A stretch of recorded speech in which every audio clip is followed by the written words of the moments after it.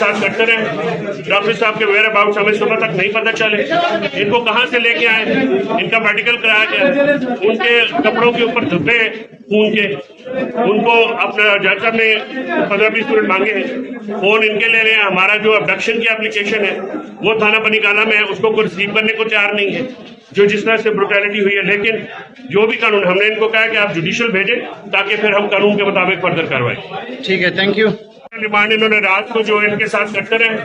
Doctor साहब के where about हमें सुबह तक नहीं पता चले, इनको कहाँ से लेके आए, इनका मेडिकल कराया गया, उनके कपड़ों के ऊपर धब्बे खून के, उनको अपना जज साहब ने 15-20 मिनट मांगे हैं, फोन इनके ले रहे हैं। हमारा जो अबडक्शन की एप्लीकेशन है वो थाना बनीकाना में है, उसको कोई रिसीव करने को तैयार नहीं है, जो जिस तरह से ब्रुटैलिटी हुई है। लेकिन जो भी कानून, हमने इनको कहा कि आप जुडिशियल भेजें ताकि फिर हम कानून के मुताबिक फर्दर कार्रवाई। ठीक है, थैंक यू।